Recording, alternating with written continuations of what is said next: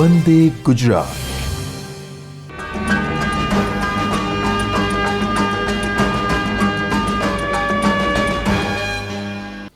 નમસ્કાર મિત્રો, ગુજરાત માધ્યમિક શિક્ષણ અને ઉચ્ચતર માધ્યમિક શિક્ષણ બોર્ડ ગાંધીનગર અને સ્ટુડિયો બાયસેકના માધ્યમથી હું રાજીવ જોશી ધોરણ 12 જીવવિજ્ઞાન વિષયના ચોથા ચેપ્ટર પ્રાજનનિક સ્વાસ્થ્યની ચર્ચા કરવા આપની સમક્ષ ઉપસ્થિત થયો છું.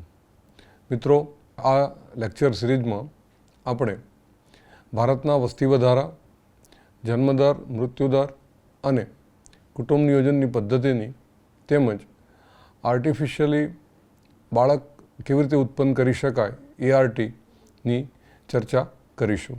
તો શરૂઆત કરીએ આપણે આજના ટૉપિકથી. પ્રકરણ 3માં માનવ પ્રજનન તંત્ર અને તેના કાર્યોનો અભ્યાસ આપણે કર્યો છે. હવે આપણે તેની સાથે સંકળાયેલા મુદ્દા એટલે કે પ્રાજનનિક સ્વાસ્થ્યની ચર્ચા કરીએ. આપણે આ શબ્દ દ્વારા શું સમજીશું મિત્રો? તો એનો જવાબ એ છે કે આ શબ્દ સ્વાસ્થ્ય પ્રાજનનિક અંગો અને તેના સામાન્ય કાર્યો સાથે સંકળાયેલ છે. જો કે તે વિશાળ પરિપ્રેક્ષ્ય ધરાવે છે અને તેમાં પ્રજનનના ભાવાત્મક તથા સામાજિક પાસાઓનો પણ સમાવેશ થયેલો છે. વિશ્વ સ્વાસ્થ્ય સંગઠન WHO, તમે વર્ષોથી એને જાણો છો, એના પ્રમાણે પ્રાજનનિક સ્વાસ્થ્યનો અર્થ પ્રજનનના બધા જ પાસા સહિત સંપૂર્ણ સુખાકારી એટલે કે શારીરિક, ભાવનાત્મક, વર્તનાત્મક અને સામાજિક સ્વાસ્થ્ય છે. તેથી શારીરિક અને ક્રિયાત્મક રીતે સામાન્ય પ્રજનન અંગો ધરાવતા લોકો યુક્ત સમાજના તમામ લિંગ સંબંધિત પાસાઓ વચ્ચે સામાન્ય લાગણીસભર અને વર્તણૂકથી પારસ્પરિક ક્રિયાઓ એટલે કે આંતરક્રિયાઓને પ્રાજનનિક સ્વાસ્થ્ય કહેવામાં આવે છે.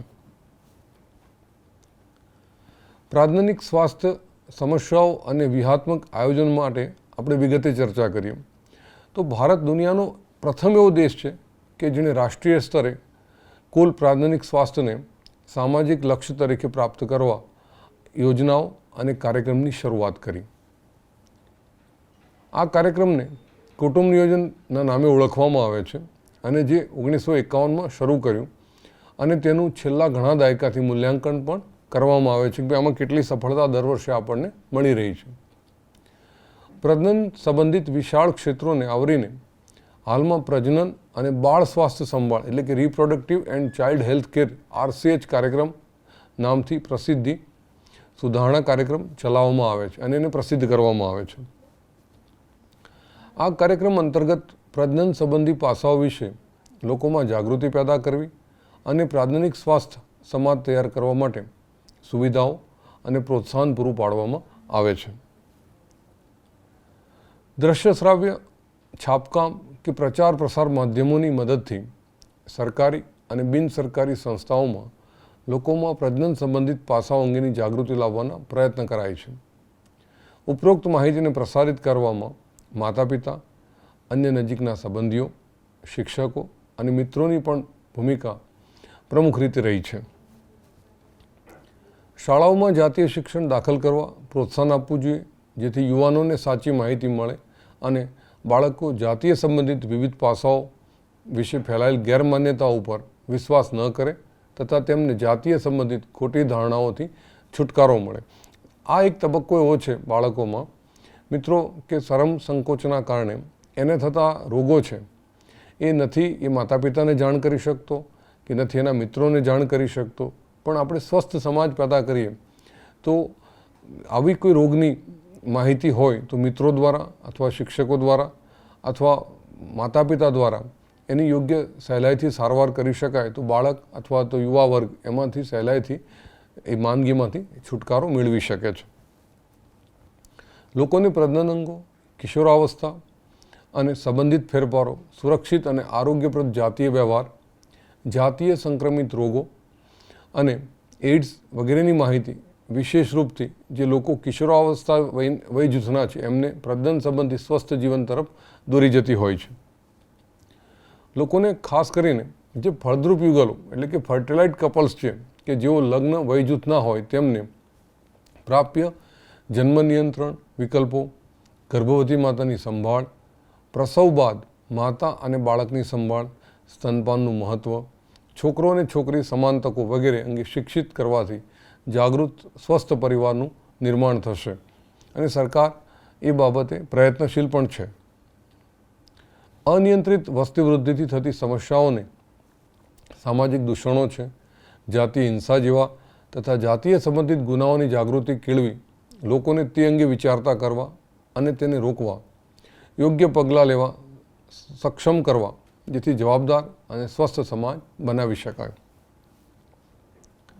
પ્રાથમિક સ્વાસ્થ્યને પ્રાપ્ત કરવા વિવિધ કાર્ય યોજનાઓના સફળતાપૂર્વકના અમલીકરણ માટે મજબૂત માળખાકીય સુવિધાઓ, વ્યવસાયિક કુશળતા અને સામગ્રીની જરૂરિયાત પડતી હોય છે. મિત્રો, લોકોને જાતીય સંબંધિત સમસ્યાઓ જેવી કે ગર્ભધારણ, પ્રસૂતિ, સેક્સ્યુઅલ ટ્રાન્સમિટેડ ડિઝીઝ એટલે જેને આપણે ટૂંકમાં STDs કહીએ છીએ, ગર્ભપાત, ગર્ભનિરોધ કોન્ટ્રાસેપ્શન, ઋતુસ્રાવ સંબંધિત સમસ્યાઓ, અફળદ્રુપતા વગેરેના સંદર્ભમાં દાક્તરીની સહાયની દેખરેખ ઉપલબ્ધ કરાવવી જરૂરી હોય છે. લોકોને કાર્યકારી સંભાળ અને સહાય પૂરી પાડવા સમયાંતરે સારી તકનીકી અને નવી વ્યૂહરચનાનું અમલીકરણ જરૂરી હોય છે. વધતી માદા ભ્રૂણહત્યાના કાનૂની અટકાવ, લિંગ પરીક્ષણ માટે ઉલ્વજળની કસોટી એટલે કે વિકાસશીલ ભ્રૂણની ફરતે આવેલ ઉલ્વ પ્રવાહીની રંગસૂત્રીય ભાતને આધારે ભ્રૂણનું જાતીય પરીક્ષણ ઉપર વૈધાનિક પ્રતિબંધ છે. વ્યાપક બાળરોગ પ્રતિરક્ષા વગેરે કેટલાક મહત્વપૂર્ણ કાર્યક્રમોને પણ એમાં સામેલ કરવામાં આવેલ છે. ઉલ્વજળ કસોટીમાં વિકસતા ભ્રૂણનું થોડુંક ઉલ્વ પ્રવાહી ગર્ભકોષો અને દ્રાવ્ય પદાર્થોના પૃથ્થકરણ માટે લેવામાં આવે છે. આ પદ્ધતિનો ઉપયોગ કેટલીક જનનિક અનિયમિતતા જેવી કે ડાઉન સિન્ડ્રોમ છે, હિમોફિલિયા છે, સિકલ સેલ એનિમિયા છે વગેરે તથા ભ્રૂણની જીવિતતા ચકાસવા માટે થાય છે. ખરેખર મિત્રો, આમ જોવા જોઈએ તો સોનોગ્રાફી સમયાંતરે કરાવવામાં આવે તો બાળકમાં કયા રોગો છે એની જાણકારી મળે અને ઉલ્વજળ કસોટી જો કરવામાં આવે તો જે વારસાગત રોગો છે અને જે બાળક જન્મ્યા પછી અને સામાન્ય સંજોગોમાં જેનો હાલ ઉપચાર શક્ય નથી એવા રોગોવાળા બાળક જન્મે છે તો માતા પિતા અને બાળક બધા માટે એ દુઃખદ હોય છે. મિત્રો, આ Down syndrome, haemophilia, sickle cell anaemia એ તમે આ પછીના ચેપ્ટરમાં એટલે કે જીનેટિક્સના ચેપ્ટરમાં આનો વિગતે અભ્યાસ કરશો. વિવિધ પ્રજનન સંબંધિત ક્ષેત્રોમાં સંશોધનને પ્રોત્સાહન આપવામાં આવે છે અને નવી પદ્ધતિઓ શોધવા માટે અને અથવા એના હાલના મુદ્દાઓમાં સુધારો કરવા માટે સરકારી અને બિન સરકારી સંસ્થાઓ એમાં મદદ કરતા બને છે. શું તમે જાણો છો કે સહેલી એ સ્ત્રીઓ માટેની મુખ દ્વારા લેવાતી ગર્ભનિરોધક ગોળી છે, જેનો વિકાસ કેન્દ્રીય ઔષધ સંસ્થાન એટલે કે સેન્ટ્રલ ડ્રગ રિસર્ચ ઇન્સ્ટિટ્યૂટ એટલે કે CDRI લખનૌ દ્વારા ભારતના વૈજ્ઞાનિકો દ્વારા એને કરવામાં આવેલી છે. એની શોધ છે એ CDRI લખનૌ દ્વારા કરવામાં આવી છે.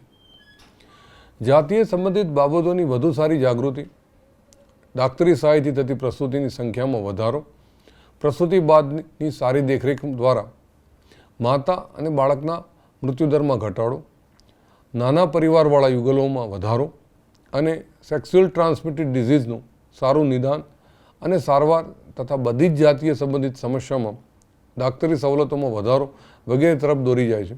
મિત્રો, તમને નવાઈ લાગશે કે આપણે જન્મદર અને મૃત્યુદર પૈકી મૃત્યુદરમાં સારો એવો ઘટાડો કરી શક્યા છીએ, પણ જન્મદરમાં હજી જોઈએ એટલી સફળતા મળી નથી.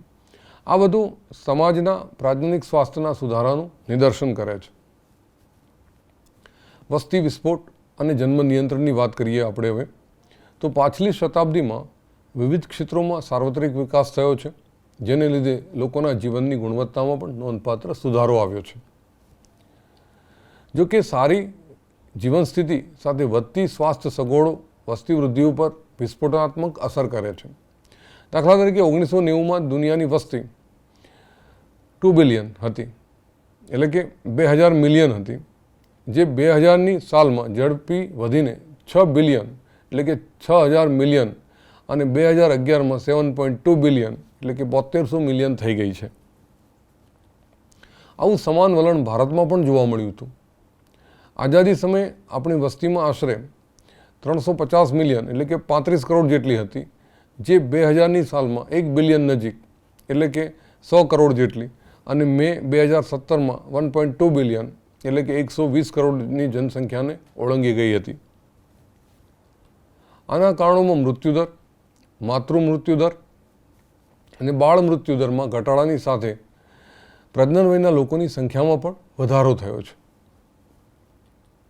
આપણે પ્રજનન અને બાળ સ્વાસ્થ્ય સંભાળ એટલે કે RCH કાર્યક્રમો દ્વારા વસ્તી વૃદ્ધિના દરમાં ઘટાડો લાવી શક્યા છીએ, પરંતુ તે માત્ર નામ પૂરતો છે, એટલે કે જોઈએ એટલી એવી આમાં સફળતા મળી નથી આપણને. 2011ની સાલના વસ્તી ગણતરીના અહેવાલને આધારે વસ્તી વૃદ્ધિનો દર હજુ પણ 2%થી ઓછો છે એમ કહી શકાય. આપણે આ દરે આપણી વસ્તી ઝડપથી વધી રહી છે. આ ક્ષેત્રોમાં નોંધપાત્ર પ્રગતિ થઈ હોવા છતાં પણ આ ચેતવણીજનક વૃદ્ધિદર આપણને પાયાની જરૂરિયાત જેવી કે ખોરાક, આશ્રય અને કપડાની અછત તરફ દોરી જાય છે. તેથી આ વસ્તી વૃદ્ધિ દર ચકાસવા માટે સરકારને ગંભીર પગલાં લેવાની ફરજ પડી હતી. આ સમસ્યાનું સૌથી મહત્ત્વનું પગલું એ છે કે વિવિધ ગર્ભનિરોધક પદ્ધતિઓનો ઉપયોગ અંગે નાના પરિવારોને પ્રોત્સાહન આપવું.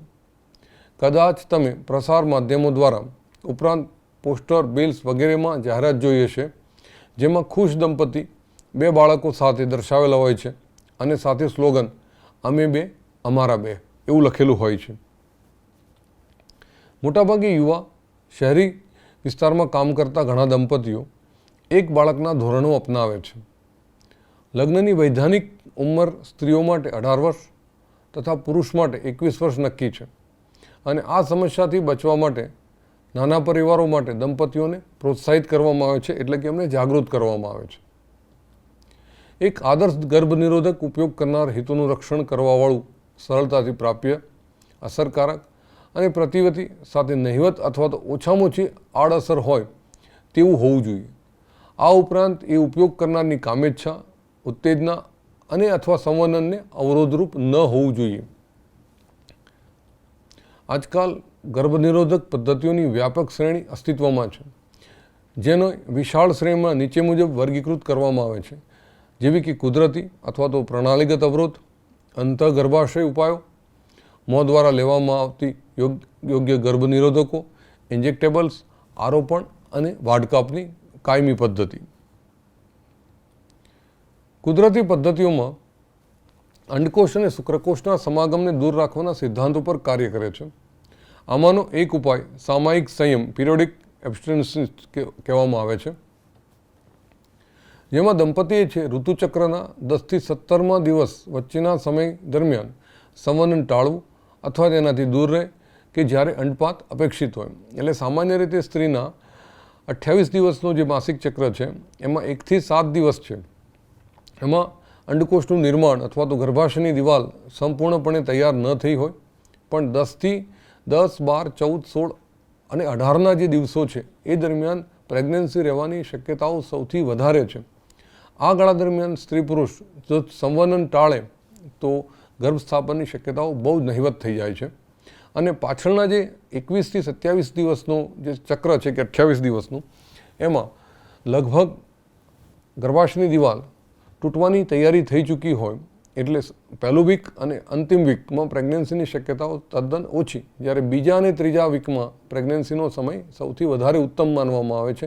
એ ગાળા દરમિયાન જો સંવનન ટાળે તો ગર્ભ રહેવાની કોઈ શક્યતાઓ દેખાતી નથી.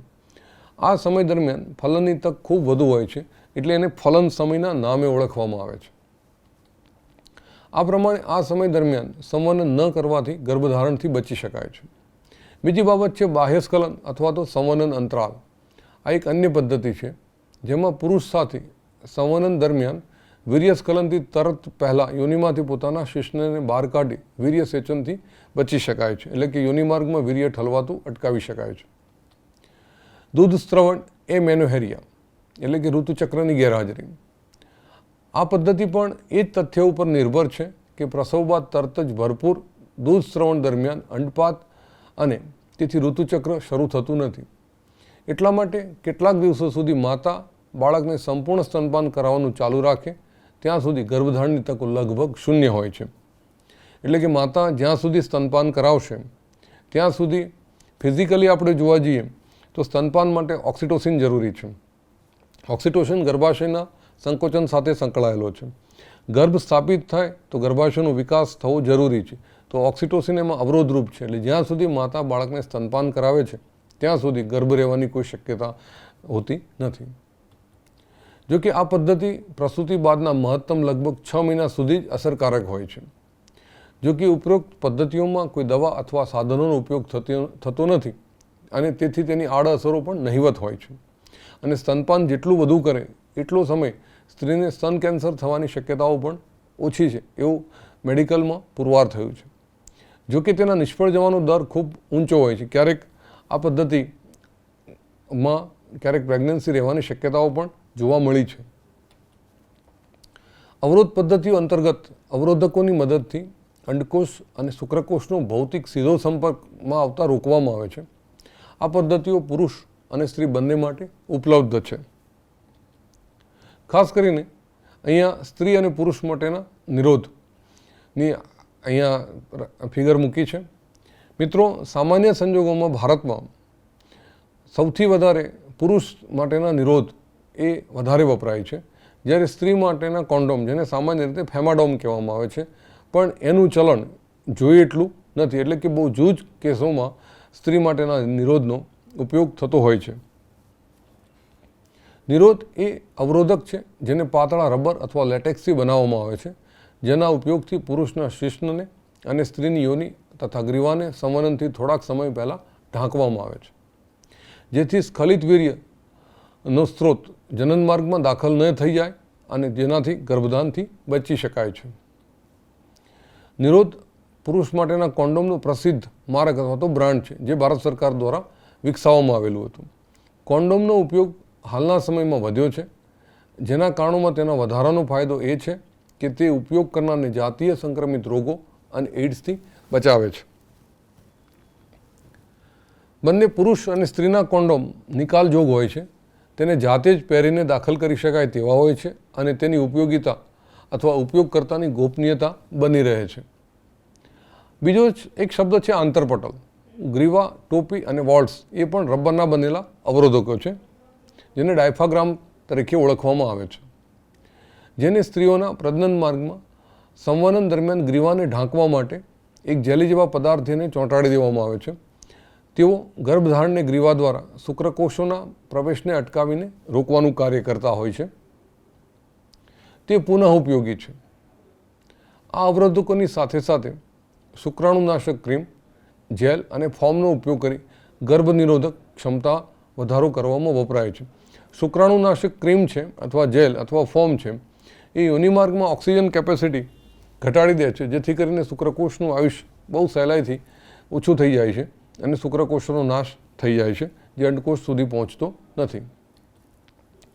બીજી અસરકારક અને પ્રસિદ્ધ પદ્ધતિ એટલે કે અંતઃગર્ભાશયના ઉપાયો IUDSનો ઉપયોગ છે. આ સાધનોને ડૉક્ટર કે નિષ્ણાત નર્સ દ્વારા યોનિમાર્ગ દ્વારા ગર્ભાશયમાં દાખલ કરાય છે. આંતરગર્ભાશય ઉપાય હાલમાં બિન ઔષધિ IUDS એટલે કે લિપેસ લૂપ, કોપર મુક્ત કરતો IUDS અને CU7, મલ્ટીલોડ 375 અને અંતઃસ્રાવ મુક્ત કરતા IUDS પ્રોજેસ્ટાટ LNG-20 ઉપલબ્ધ છે. અહીંયા કોપરટી આપ જોઈ શકો છો. આ કોપરટીની અંદર તાંબાનો તાર વીંટાળેલો છે અને શુક્રકોષ અને અંડકોષના સંમિલન દરમિયાન એ ફલિતાંડમાં ન ફેરવાય એના માટેનું વ્યવસ્થાપનનું કાર્ય કોપરટીનો મુખ્ય રોલ છે. IUDS એ જે સ્ત્રી ગર્ભધારણમાં વિલંબ અથવા બાળકો વચ્ચે અવકાશ ઈચ્છે છે તેના માટે આદર્શ ગર્ભનિરોધક છે. આ એક પ્રકારથી ભારતમાં વ્યાપક રીતે સર્વસ્વીકૃત ગર્ભનિરોધક પદ્ધતિઓ ગણવામાં આવે છે. સ્ત્રીઓ દ્વારા ઉપયોગમાં લેવામાં આવતો એક અન્ય ગર્ભનિરોધક પ્રોજેસ્ટેરોન અથવા પ્રોજેસ્ટેરોન ઇસ્ટ્રોજનના સંયોજન કે જેને થોડી માત્રામાં મોં દ્વારા લેવામાં આવે છે. તેઓની ગોળીઓના સ્વરૂપમાં ઉપયોગ થાય છે અને તેને લોકપ્રિય રીતે પિલ્સ તરીકે ઓળખવામાં આવે છે. આ પિલ્સમાં ઇસ્ટ્રોજન અને પ્રોજેસ્ટેરોનનું સંયોજન જેથી કરીને સ્ત્રીમાં એને ગર્ભસ્થાપનમાં એટલે કે ગર્ભની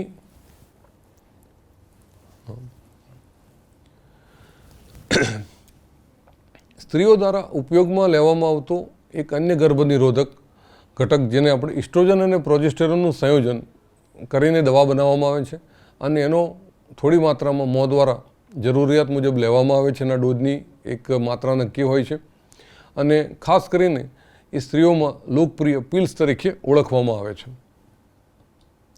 પિલ્સ ઋતુચક્રના પ્રથમ 5 દિવસ દરમિયાન લેવાની શરૂ કરવામાં આવે અને સતત 21 દિવસ સુધી રોજ લેવી જરૂરી છે.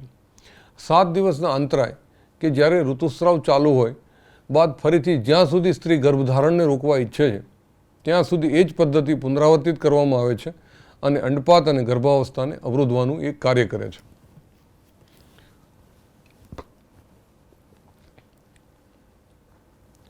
ઉપરાંત ગ્રીવા ત્યાં સુધી શ્લેષ્મની ગુણવત્તાને બદલે છે અને શુક્રકોષના પ્રવેશને અટકાવ અથવા તો રૂકાવટ કરે છે. એટલે આ દવાની અસર એ છે કે ગર્ભાશયની જે દિવાલ છે એને સંકોચવાનું કામ કરે છે. પિલ્સ ઓછી આડઅસરો સાથે ખૂબ અસરકારક છે અને સ્ત્રીઓ દ્વારા સારી રીતે એને અપનાવવામાં આવે છે.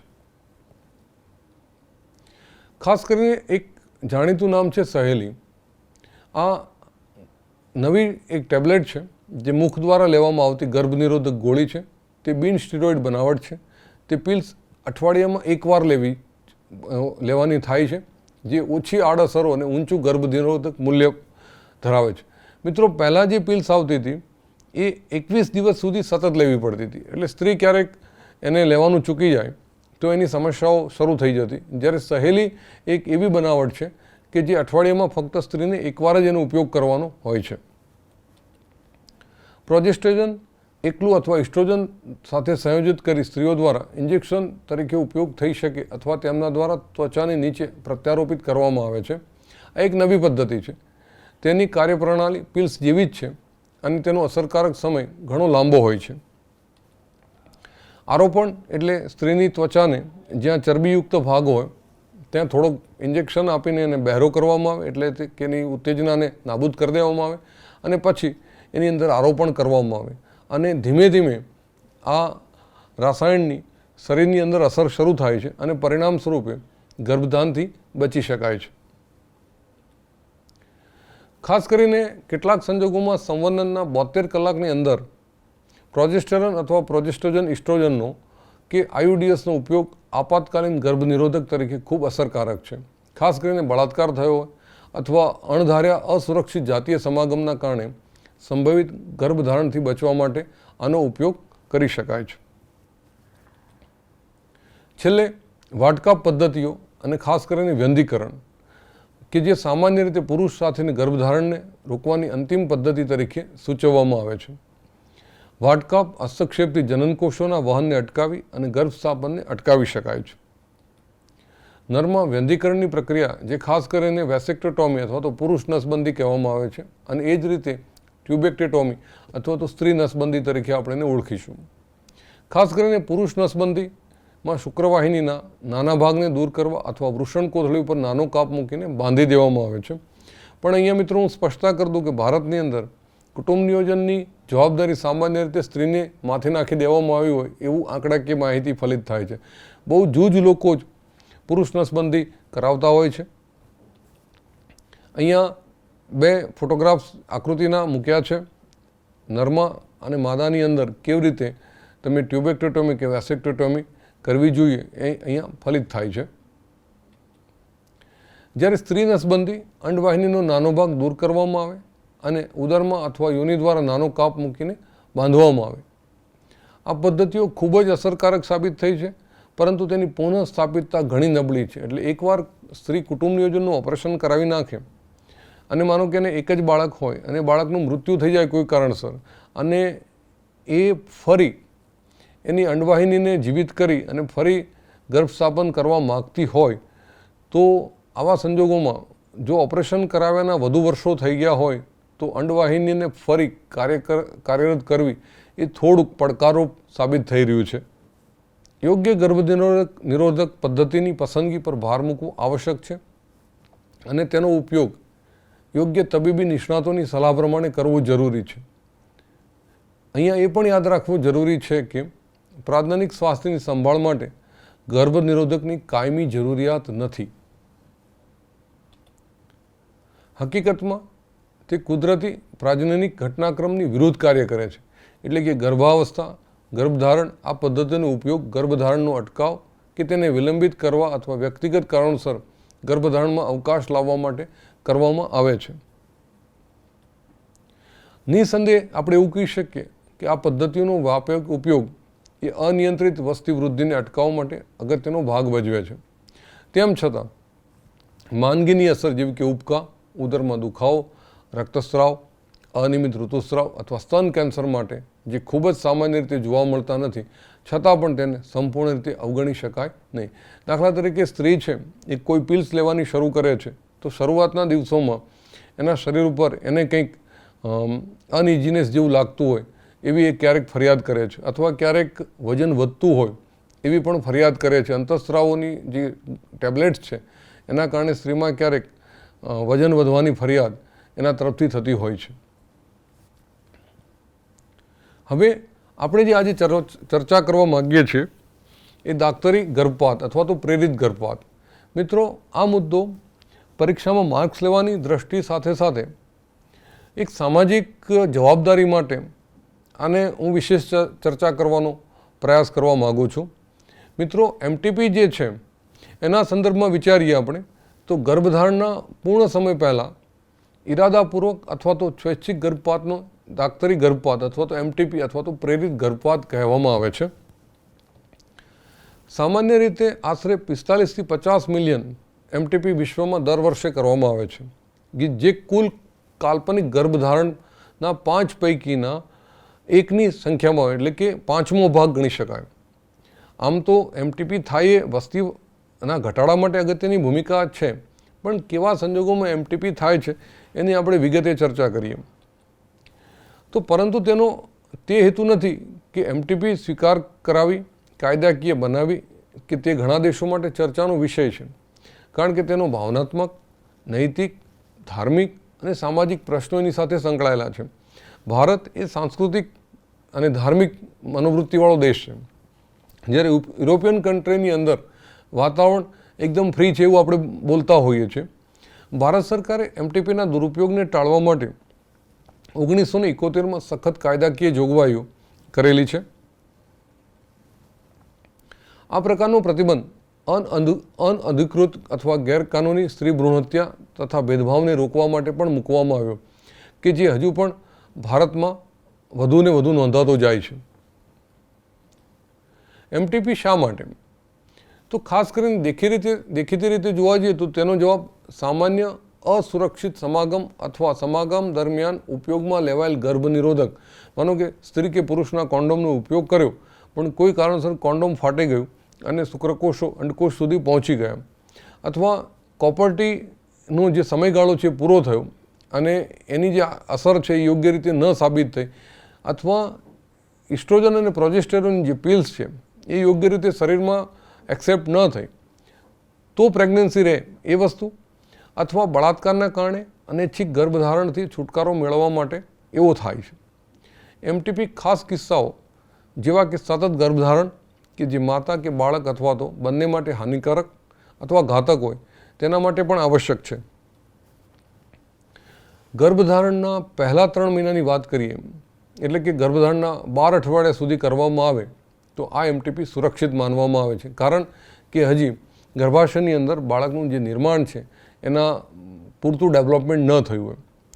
બીજા 3 મહિનામાં કરવામાં આવતો ગર્ભપાત ખૂબ ઘાતક છે, એટલે કે બાળકની જે અંદર પ્રેગ્નન્સીનો 6 માસ પૂરા થઈ ચૂક્યા હોય, એટલે કે એક આખું બાળક નિર્માણ પામી ચૂક્યું હોય. આ સંદર્ભમાં એક સૌથી વધુ પરેશાન કરતી બાબત એ છે કે માત્ર મોટાભાગની એમટીપી ગેરકાનૂની રીતે અકુશળ ગેરલાયક વ્યક્તિ પાસે કરાવવામાં આવે છે, કે જે માત્ર અસુરક્ષિત નહીં પરંતુ ઘાતક પણ નીવડતી હોય છે. અન્ય ખતરનાક પ્રવૃત્તિ ન જન્મેલા બાળકની જાતિ પરીક્ષણ માટે એમનિયોસેન્ટેસિસ ઉલ્વજળ કસોટીનો દુરુપયોગ છે.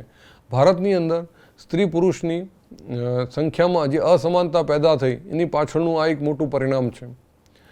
અવારનવાર એવું જોવા મળ્યું છે કે ગર્ભ માદા હોય તો પીક કરાવવામાં આવે છે, એટલે કે સોનોગ્રાફી 3 મહિના પછી કરાવવામાં આવે અને મોટાભાગે 1 કે 2 દીકરીઓ જેના ઘરમાં જન્મી ચૂકી છે એ ત્રીજી દીકરી લાવવા માટે પ્રયત્નશીલ હોતા નથી. તો એવા સંજોગોમાં જો ગર્ભ માદા હોય તો લોકો એનો મોટાભાગે MTP કરાવી જ નાખતા હોય છે. આ સંપૂર્ણ રીતે કાયદાની વિરુદ્ધ છે. જો કે તમે હવે ગર્ભ પરીક્ષણ કેન્દ્રો કરનારા, જે મશીનરી રાખનારા જે મેડિકલના માણસો છે, એમના દવાખાનાઓમાં કે એમના સેન્ટરોમાં બહુ જ મોટા અક્ષરે અહીંયા બોર્ડ મારવામાં આવતા હોય છે કે અહીંયા ગર્ભની કોઈ પણ પ્રકારની પરીક્ષણની કાર્યવાહી થતી નથી. ખાસ કરીને દીકરો કે દીકરી, જે ગર્ભસ્થ શિશુ છે એની જાતિ નક્કી કરી આપવાની કોઈ કાર્યવિધિ અહીંયા થતી નથી, એવું સરકાર દ્વારા અને ડૉક્ટરો દ્વારા પણ પેશન્ટને સમજાવવામાં આવે છે. આ પ્રવૃત્તિને ટાળવી જોઈએ, કારણ કે આ યુવા માતા અને ગર્ભ બંને માટે ઘાતક હોય છે. અસુરક્ષિત સંવર્ધનને ટાળવા માટે અસરકારક પરામર્શ અને ગેરકાનૂની ગર્ભપાતનું જોખમ પરિબળોની સાથે સાથે વધુ પડતું સ્વાસ્થ્ય સુવિધા પૂરી પાડી બિન આરોગ્યપ્રદ વલણને આપણે અટકાવી શકતા હોઈએ છીએ. મિત્રો, MTPની જે વાત કરી મેં તમને, એની સાથે સાથે બીજી એક વાત એ કરી દઉં કે MTP આજના સંજોગોમાં બળાત્કારના કારણે જે બાળક રહ્યું હોય તો એના નિકાલ માટે મેડિકલ ચેકઅપ, પોલીસનો સહકાર, કોર્ટ, કાનૂની નિષ્ણાતોની સલાહ મુજબ એને કરાવવું જરૂરી હોય છે. અને મિત્રો, હવે લઈએ છીએ આપણે જાતીય સંક્રમિત ચેપ વિશેની માહિતી. તો જે ચેપ અથવા રોગો જાતીય સમાગમ દ્વારા સંક્રમિત થતા હોય તેને સામૂહિક રીતે જાતીય સંક્રમિત ચેપ અથવા તો STI અથવા સમાગમને લગતા રોગો અથવા પ્રજનન માર્ગના ચેપ તરીકે ઓળખવામાં આવે છે. રિપ્રોડક્ટિવ ટ્રેક્ટ ઇન્ફેક્શન, જેને RTI તરીકે ઓળખવામાં આવે છે. ગોનેરિયા છે, સિફિલિસ છે, જનનાંગી હર્પીસ છે, ક્લેમિડિયામિસિસ છે, જનનાંગી મસા છે, ટ્રાઇકોમોનોસિસ છે, હિપેટાઇટિસ B અને અલબત્ત તાજેતરના વર્ષોમાં સૌથી વધારે ચર્ચિત HIV ચેપ જે એઇડ્સમાં પરિણમતો હોય છે. આ બધા કેટલાક સામાન્ય રીતે STI કહેવામાં આવે છે. આમાં સૌથી વધારે ખતરનાક જો ચેપ હોય તો તમે એનાથી માહિતગાર હશો જ, એ છે HIV. આમાંના કેટલાક રોગો જેવા કે હિપેટાઇટિસ B અને HIV સંક્રમિત વ્યક્તિ માટે વપરાયેલ ઇન્જેક્શનની સોય, વાટકાપના સાધનો વગેરેની અદલાબદલીથી ફેલાય છે. એટલે તમે હવે ખાસ કરીને જોતા હશો કે જે પેશન્ટને ઇન્જેક્શન આપવામાં આવે છે એ વખતે ડિસ્પોઝેબલ સોય અને સિરિંજનો ઉપયોગ કરવાનો હેતુ જ આ છે કે જેથી કરીને હિપેટાઇટિસની બીમારી છે એ બધું બીજામાં ફેલાય નહીં. રુધિરાદાન અથવા ચેપી માતાથી તેના ગર્ભસ્થ શિશુમાં પણ એ સંચારિત થતો હોય છે. હિપેટાઇટિસ B છે, જનનાંગી હર્પીસ અને HIV ચેપ સિવાયના અન્ય રોગોનું કે જો પહેલાં નિદાન થાય અને યોગ્ય સારવાર મળે તો એ સંપૂર્ણપણે સાધ્ય છે. મોટાભાગના જ રોગોના શરૂઆતના ચિહ્નો ખૂબ જ ગૌણ હોય છે, જેવા કે જનનાંગી વિસ્તારમાં ખંજવાળ આવવી, પ્રવાહીનો સ્ત્રાવ થવો, સામાન્ય દુખાવો થવો અથવા તો સોજો આવવો. આવા ચિહ્નો સામાન્ય રીતે શરૂઆતના ભાગમાં દેખાતા હોય છે. ઘણીવાર સંક્રમિત સ્ત્રીઓમાં આ રોગોના ચિહ્નો દેખાતા નથી અને તેથી લાંબા સમય સુધી તે અનિદાનિત રહેતું હોય છે, એટલે કે એમાં નિદાન શક્ય બનતું નથી. ચેપની શરૂઆતની આ અવસ્થામાં ચિહ્નોનું દેખાવું અથવા તો ઓછા લક્ષણો દેખાવા અને STIથી જોડાયેલ સામાજિક કલંકનો ડર સંક્રમિત વ્યક્તિને સમયસર નિદાન અને ઉચિત ઉપચારથી રોકે છે. આપણો હેતુ જ એ છે કે આપણે સ્વસ્થ સમાજ પેદા કરવા માંગીએ છીએ, એટલે આનું નિદાન વહેલામાં વહેલી તકે થાય એ ખૂબ જરૂરી હોય છે. આગળ જતાં સમસ્યામાં વધારો કરે છે નિતંબની બળતરાના રોગો, જેને PID કહેવામાં આવે છે, ગર્ભપાત, મૃત બાળકનો જન્મ, જેને આપણે કસુવાવડ કહીએ છીએ, ગર્ભાશયની બહાર અંડવાહિનીઓમાં અફળદ્રુપતા અથવા પ્રજનન માર્ગનું કેન્સર થઈ શકવાની શક્યતાઓમાં સૌથી વધારે છે. STIs સ્વસ્થ સમાજ માટે મોટો ખતરો છે એમ ગણવામાં આવે છે. તેટલા માટે આવા રોગોની શરૂઆતની અવસ્થામાં નિવારણ અથવા તો નિદાન અને સારવારને પ્રજનનિક સ્વાસ્થ્ય સંભાળના કાર્યક્રમોમાં સૌથી પહેલી પ્રાથમિકતા આપવામાં આવી છે. જો કે તમામ વ્યક્તિઓ ચેપોથી સંવેદનશીલ હોવા છતાં 15થી 24 વર્ષોની વયજૂથના વ્યક્તિઓમાં કે જે વયજૂથમાં તમે પણ આવો છો, એટલે કે અભ્યાસ કરતા જે બાળકો છે તમારી ઉંમરના, એમાં વધુ હોવાનું જણાવાયું છે. ભયભીત થવા માટેનું કોઈ કારણ નથી કારણ કે નિવારણ શક્ય જ છે. ખાસ કરીને નીચે આપેલા સિદ્ધાંતોને અનુસરીને વ્યક્તિ આ ચેપમાંથી મુક્તિ મેળવી શકે છે. ખાસ કરીને અજાણ્યા સાથીઓ અથવા ઘણા સાથીઓ સાથેનો જાતીય સંબંધને ટાળવો જોઈએ. બીજું છે સમાગમ દરમિયાન હંમેશા નિરોધનો ઉપયોગ કરવો જોઈએ. કોઈ પણ શંકાના કિસ્સામાં વ્યક્તિએ પ્રારંભિક નિદાન અને જો ચેપનું નિદાન થાય તો સંપૂર્ણ સારવાર માટે યોગ્ય ડૉક્ટર પાસે જવું જરૂરી છે. ખાસ કરીને મિત્રો, જે સતત બહાર ટ્રાવેલ કરનારા પુરુષો છે, જેમ કે ટ્રક ડ્રાઈવર, સૌથી વધારે HIV શક્યતાઓ જો દેખાઈ હોય તો જે સતત બહાર ફરતા જે લોકો છે એમાં જો કેડરમાં શોધવામાં આવે તો ટ્રક ડ્રાઈવરોમાં સૌથી વધારે જાતીય સંબંધના સંદર્ભમાં HIV ભોગ બન્યા હોય એવી શક્યતાઓ વધુ સામે આવી રહી છે. બીજું છે અફળદ્રુપતા અથવા તો વંધ્યતા. મિત્રો, આ એક અલગથી ટોપિકની આપણે ચર્ચા કરવા માગીએ છીએ કે પ્રાથમિક સ્વાસ્થ્યની ચર્ચા અફળદ્રુપતાના વંધ્યત્વના ઉલ્લેખ વગર અધૂરી છે. ભારત સહિત પૂરી દુનિયામાં મોટી સંખ્યામાં દંપતીઓ અફળદ્રુપ છે. આ અફળદ્રુપતાનું કારણ એવું છે કે કેટલીક શારીરિક ખામીઓના કારણે અફળદ્રુપતા છે, કેટલાક રાસાયણિક ખાતરોની અસરો શરીર ઉપર આવવાના કારણે છે, પર્યાવરણની અસરો પણ એની અંદર આવી છે, ઇલેક્ટ્રોનિક્સ ગેજેટના ઉપયોગ અને કેટલાક એવા વિસ્તારો કે જ્યાં માનવ સ્વાસ્થ્ય ઉપર સીધી અસર થતી હોય અને જેના કારણે શુક્રકોષ કે અંડકોષના ઉત્પાદન ઉપર સીધી અસર આવતી હોય એના કારણે દંપતીઓમાં અફળદ્રુપતાની સમસ્યા સૌથી વધારે સામે આવી રહી છે. અને તમે જોતા હશો કે આ જ કારણસર તમે રોજે રોજ ટીવીમાં, ન્યૂઝપેપરની અંદર વંધ્યત્વ નિવારણ માટેની હોસ્પિટલોની એડની સંખ્યા પર ડે વધી રહી છે. એ જ સૂચવે છે કે નિસંતાન દંપતીઓની સંખ્યા ભારતમાં કૂદકે ને ભૂસકે વધી રહી છે. અને જો કે એની સારવાર દ્વારા દંપતીઓના જીવનમાં એક આનંદ પ્રસારી શકવાનું પણ હવે એક ઉમદા ઉદાહરણ પૂરું પાડવાની શરૂઆત થઈ ચૂકી છે. એટલે કે ખાસ કરીને તેઓ અસુરક્ષિત જાતીય સહવાસ અને છતાં પણ બાળક પેદા કરવા માટે અસમર્થ હોય છે. આના અનેક કારણો હોઈ શકે. દાખલા તરીકે જેવી રીતે કે શારીરિક રીતે અસક્ષમ છે અથવા કેટલાક જન્મજાત એમાં રોગો દેખાય છે, દવાઓની આડઅસરો છે, પ્રતિરક્ષા સંબંધિત અથવા મનોવૈજ્ઞાનિક. પણ ભારતમાં સામાન્ય રીતે દંપતીને બાળક ન થવાનો દોષ સ્ત્રીઓને આપવામાં આવે છે, પરંતુ સામાન્યતઃ એવું ન હોતા આ સમસ્યા પુરુષ સાથીમાં પણ હોઈ શકે છે. પણ ભારતમાં કોઈ પણ અત્યાચાર માટેનું જો સૌથી સરળ માધ્યમ હોય તો મિત્રો સ્ત્રી છે. કુટુંબીજનો એને અભાગણી તરીકે અથવા તો નિસંતાન વાંજ સ્ત્રી તરીકે બિરુદ આપે છે. તો દરેક વખતે એવું નથી હોતું કે સ્ત્રી અંડકોષ પેદા કરવા માટે સક્ષમ નથી. એમાં અંડકોષ પેદા થતા જ હોય સમયાંતરે, પણ એના પતિમાં કે પુરુષમાં શુક્રકોષો પેદા ન થતા હોય અથવા પેદા થતા હોય તો એની માત્રા તદ્દન ઓછી હોય, જેથી કરીને એ પુરુષ એ સ્ત્રીના અંડકોષને એના શુક્રકોષની મદદ વડે ફલિત કરવા માટે અસમર્થ હોય, છતાં દોષ સ્ત્રીઓના માથે જ મૂકવામાં આવે છે અને પરિણામે ક્યારેક સ્ત્રીને મોતને વાલું કરવાના દિવસો પણ આવતા હોય છે. એવું આપણા સમાજમાં ઘણા બધા કિસ્સા આપણે જાણતા હોઈએ છીએ.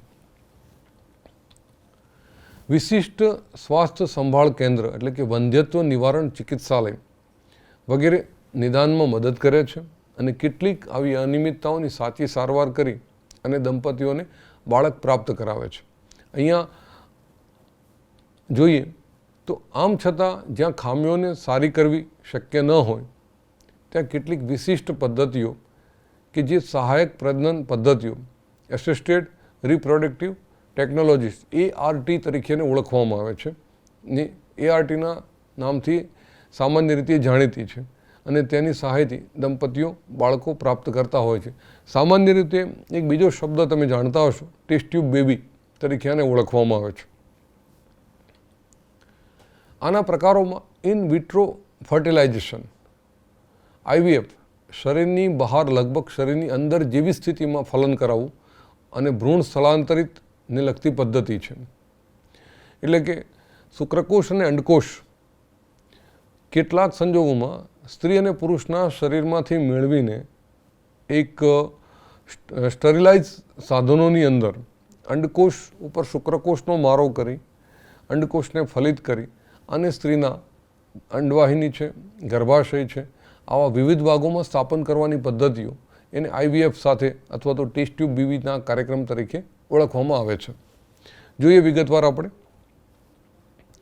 ખાસ કરીને જેમાં પત્ની અથવા તો દાતા સ્ત્રીનો અંડકોષ અને પતિ અથવા દાતા પુરુષના શુક્રકોષને એકત્રિત કરવામાં આવે છે અને પ્રયોગશાળામાં યોગ્ય સ્ટિમ્યુલેટેડ પરિસ્થિતિમાં ફલિતાંડના નિર્માણને પ્રેરવામાં આવે છે. મિત્રો, અહીં એક વસ્તુ સ્પષ્ટ કરી દો કે પત્ની અને દાતા એવા બે શબ્દ લખ્યો છે. પતિ અને દાતા.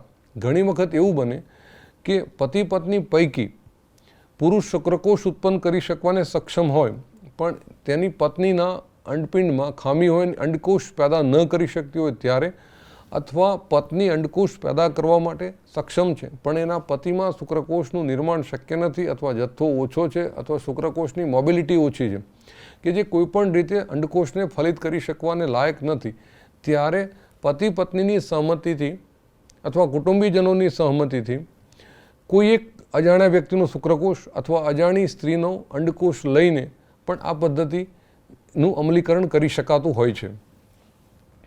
ખાસ કરીને જોઈએ, જ્યારે આ પ્રક્રિયા કરવામાં આવે ત્યારબાદ ફલિતાંડ છે અથવા પ્રારંભિક ભ્રૂણ એટલે કે 8 કોષીય સુધીના ગર્ભકોષ્ઠી કોષો ધરાવતાને અંડવાહિનીમાં સ્થાનાંતરિત કરવામાં આવે છે.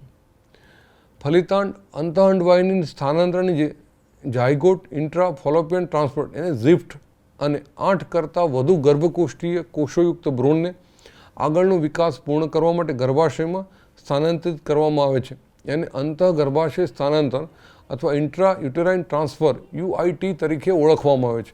એટલે મિત્રો, અહીંયા ગિફ્ટ, ઝિફ્ટ અને IUT એવા શબ્દો તમારે સમજવા રહ્યા. ખાસ કરીને જે સ્ત્રીઓમાં ગર્ભધારણની સમસ્યા હોય તેવી તેમની સહાયતા માટે ઇન વિવો ફલન એટલે કે સ્ત્રીના શરીરમાં જનનકોષોનું સંયોજનથી બનતા ભ્રૂણને પણ સ્થાનાંતરણ માટે ઉપયોગમાં લઈ શકાય છે. આવા કિસ્સાઓમાં કે જ્યાં સ્ત્રીઓ અંડકોષ ઉત્પન્ન કરી શકતી નથી પરંતુ ફલન અને આગળના વિકાસ માટેનું યોગ્ય પર્યાવરણ પૂરું પાડી શકે છે, એમના માટે એક અન્ય પદ્ધતિ અપનાવે છે જેમાં દાતામાંથી અંડકોષ લઈને એ સ્ત્રીની અંડવાહિનીમાં સ્થળાંતરિત કરવામાં આવે છે, જેને ગિફ્ટ ગેમેટ ઇન્ટ્રા ફોલોપિયન ટ્રાન્સફર તરીકે ઓળખવામાં આવે છે. પ્રયોગશાળામાં ભ્રૂણ બનાવવાની એક અન્ય વિશિષ્ટ પદ્ધતિને આંતરકોષરસીય એટલે કે શુક્રકોષ નિક્ષેપણ ICSI intra cytoplasmic sperm injection તરીકે ઓળખવામાં આવે છે, જેમાં શુક્રકોષોને સીધો અંડકોષમાં દાખલ કરવામાં આવતો હોય છે. વંધ્યતા કે અફળદ્રુપતા એ તેની પુરુષ સાથી સ્ત્રીમાં વીર્ય દાખલ કરવા માટે સક્ષમ ન હોવાના કારણે અથવા ઓછી સ્ખલનતા અથવા શુક્રકોષની સંખ્યા ઓછી હોવાના કારણે હોય છે. ખાસ કરીને જો પુરુષ છે એમાં શુક્રકોષનું પ્રમાણ ઓછું હોય અથવા એની સ્ખલન નલિકા યોગ્ય રીતે કામ ન કરતી હોય અથવા શુક્રકોષ અંડકોષ સુધી પહોંચી ન શકતા હોય તો આ પદ્ધતિ ઉપયોગ કરવી જરૂરી હોય છે અને તેને કૃત્રિમ વીર્યસેચન AI આર્ટિફિશિયલ ઇન્સેમિનેશન તરીકે ઓળખવામાં આવે છે અને પદ્ધતિ દ્વારા એને ઠીક કરી શકાતું હોય છે. આ પદ્ધતિમાં વીર્યને પતિમાંથી અથવા તો સ્વસ્થ દાતામાંથી એકત્ર કરવામાં આવે છે, એટલે કે શુક્રકોષ અથવા તો વીર્યના જથ્થાને મેળવી લેવામાં આવે છે, જેને કૃત્રિમ રીતે સ્ત્રીના યોનિમાર્ગમાં અથવા ગર્ભાશયમાં દાખલ કરવામાં આવે છે, જેને IUI અંતઃ ગર્ભાશય વીર્યસેચન ઇન્ટ્રાયુટેરાઇન ઇન્સેમિનેશન તરીકે ઓળખવામાં આવે છે. જો કે વિકલ્પો ઘણા છે, પરંતુ આ બધી પદ્ધતિમાં વિશિષ્ટ નિષ્ણાતો અને મોંઘા સાધનો દ્વારા ચોકસાઈપૂર્વકના સંચાલનની જરૂરિયાત હોય છે. એવું જરૂરી નથી કે તમે IVFનો સહારો લો છો અથવા તો ટેસ્ટ ટ્યુબ બેબીનો સહારો લો છો મેડિકલ સેન્ટરોની અંદર એટલે 100% પ્રથમ વખત જ બધાને સફળતા મળી જાય છે એવું જરૂરી નથી. સ્ત્રી પુરુષના શુક્રકોષ અને અંડકોષની પરિસ્થિતિ, સ્ત્રીના ગર્ભાશય યોનિમાર્ગ અને અંડવાહિનીની પરિસ્થિતિ, અંડપિંડની ક્રિયાશીલતા અને આ બધી પ્રોસેસ કરનાર વ્યક્તિઓની પણ કુશળતા એ ખૂબ જરૂરી હોય છે. તેથી આ સવલતો હાલ આપણા દેશમાં ખૂબ જ ઓછા કેન્દ્રોમાં ઉપલબ્ધ છે, જેથી એની સારવાર ખૂબ જ ખર્ચાળ હોય છે. દેખીતી રીતે જોવા જોઈએ તો આનો લાભ ખૂબ જ મર્યાદિત સંખ્યાના લોકોને પરવડે છે. એટલે સુખી સમૃદ્ધ માણસો જ આ પદ્ધતિનો સહારો લે અને સંતાન પ્રાપ્ત કરે છે. આ પદ્ધતિને અપનાવવામાં ભાવનાત્મક, ધાર્મિક અને સામાજિક પરિબળો પણ અડચણરૂપ બને છે. ઘણી વખત એવું બને છે કે પુરુષ કે સ્ત્રી એ અન્ય દાતા અંડકોષ કે શુક્રકોષ માટે સ્વીકારવા માટે રાજી ન હોય ત્યારે આ પદ્ધતિનું અમલીકરણ એ ખૂબ વિચાર માગી લે તેવું હોય છે. મિત્રો, આ બધી પદ્ધતિનો અંતિમ લક્ષ્ય સંતાન પ્રાપ્તિનો છે. એની સામે જોવા જઈએ તો ભારતમાં અનેક અનાથ અને નિરાધાર બાળકો છે કે જેમને હૂંફ અને છત્રછાયાની જરૂરિયાત છે. જે બાળકો જન્મી ગયા છે એને નિભાવનાર કોઈ છે નહીં. એની સામે કેટલાક દંપતીઓ એવા છે કે જેને સંતાનોની ભૂખ છે. તો શક્ય છે કે જે નિસંતાન દંપતીઓ છે એ અનાથાશ્રમ અથવા નિરાધાર બાળકોને દત્તક લે તો બાળક તરીકેની એને હક આપે તો નિસંતાન દંપતીઓ માટે એક મોટી સમજૂતીનો ભાગ ગણી શકાય. અને અનાથ અને નિરાધાર બાળકો જે છે કે જેને મા બાપ અથવા તો એક રહેઠાણ અથવા તો આશરો મળે છે કે જેથી બંનેની સુખાકારી એની સાથે સંકળાયેલી છે. અહીંયા વાત ઊંચી સમજશક્તિની છે એમ ગણી શકાય. જો તેમની દેખરેખ નહીં કરવામાં આવે તો કદાચ પુખ્તતા સુધી એ જીવિત ન પણ રહી શકે. તમે ન્યૂઝપેપરમાં જોતા હશો કે અવાવરૂ જગ્યાએ અથવા તો ક્યાંક જાહેર શૌચાલયોમાંથી અથવા તો હોસ્પિટલના ખૂણાઓમાંથી નાની નવજાત શિશુઓ મળતા હોય છે. તો મોટાભાગે આવા ત્યજી દીધેલા બાળકોને માતાની હૂંફની વિશેષ જરૂરિયાત હોય છે અને પિતાના છત્રછાયાની જરૂરિયાત હોય છે. આપણા દેશનો કાયદો બાળકને કાનૂની રીતે જોવા જઈએ તો એમ કહી શકાય કે ગોદ લેવાની પરવાનગી આપે છે. અને જે દંપતી માતા પિતા બનવા ઈચ્છુક છે તેમના માટેની આ પદ્ધતિ ખૂબ સારી છે. અને તમે ન્યૂઝપેપરમાં વાંચતા હશો કે ગુજરાતમાં એવી કેટલી NGO જે છે અથવા કેટલાય અનાથ આશ્રમો છે કે જે બાળકોને યોગ્ય માતા પિતાની પૂરેપૂરી ચકાસણી કરી અને કાનૂની રીતે બધી જ તપાસ કરી પછી જ એ નિસંતાન દંપતીને ગોદ લેવાની પરવાનગી આપે છે. અને એવા ઘણા બધા બાળકો ભારત અને ભારત બહાર જે હાલના તબક્કે સુખી સંપન્ન જીવન જીવે છે અને એમની તમામ એષણા અને અપેક્ષાઓ લોકો પૂરી કરતા હોય છે. મિત્રો, પાઠના અંતિમ ભાગ તરફ આપણે પહોંચ્યા છીએ ત્યારે તમને MCQની પ્રેક્ટિસ મળી રહે અને ગુજકેટ અને નીટ જેવી પરીક્ષાની અંદર તમે સારું પરફોર્મ કરી શકો એટલા માટે હું તમારી માટે NCERT આધારિત એક્ઝામ્પલર જે છે એના કેટલાક પ્રશ્નોની આપણે અહીંયા સમય મર્યાદાને ધ્યાનમાં રાખીને ચર્ચા કરવા જઈ રહ્યા છીએ. પહેલો પ્રશ્ન છે, સહાયક પ્રજનન પદ્ધતિમાં અંડકોષમાં સીધો જ શુક્રકોષ દાખલ કરવાની રીતને શું કહે છે? તો ઝિફ્ટ, ગિફ્ટ, ICSI અને ET. મિત્રો, બરાબર છે. આ ચાર પ્રજનન પદ્ધતિઓ આપણે GIFI એટલે ફૂલ ફોર્મ તમારે તૈયાર કરી નાખવાનું છે. ZIFTનું પણ ફૂલ ફોર્મ તૈયાર કરી દેવાનું છે. તો એના અનુસંધાનમાં એનો સાચો જવાબ થશે ICSI. બરાબર છે. ફૂલ ફોર્મ પણ સાથે સાથે તૈયાર કરી નાખજો. બીજો પ્રશ્ન છે આપણો, IMRમાં વધારા અને MMRમાં ઘટાડાની ઉપર શું અસર થશે? તો વૃદ્ધિદરમાં ઝડપી વધારો થશે અથવા વૃદ્ધિદરમાં ઝડપી ઘટાડો થશે, વૃદ્ધિદરમાં કોઈ નોંધપાત્ર ફેરફાર થશે નહીં અથવા વસ્તીનો વિસ્ફોટ થશે. તો એના અનુસંધાનમાં એનો જે જવાબ છે એ વૃદ્ધિદરમાં ઝડપી ઘટાડો થશે. માતામાં તીવ્ર દૂધસ્રાવ વખતે સામાન્ય રીતે ગર્ભધારણ થતું નથી. તેનું શું કારણ છે? સામાન્ય રીતે તમે જોજો તો બાળકના જન્મથી 6 મહિના સુધી માતા લગભગ સ્તનપાન કરાવતી હોય છે. એના કારણે બાળકની હેલ્થ પણ સારી રહે છે, એને ઇમ્યુન પાવર વધે છે, એ આપણે જાણીએ છીએ. તો એનું કારણ એ છે કે ગોનેડોટ્રોપિન્સનો અવરોધ થાય છે કે ગોનેડોટ્રોપિન્સનો વધુ સ્ત્રાવ થાય છે અથવા જન્યુઓના વહનનો અવરોધ સર્જાય છે અથવા ફલનમાં અવરોધ સર્જાય છે. તો આ બધા મુદ્દા છે.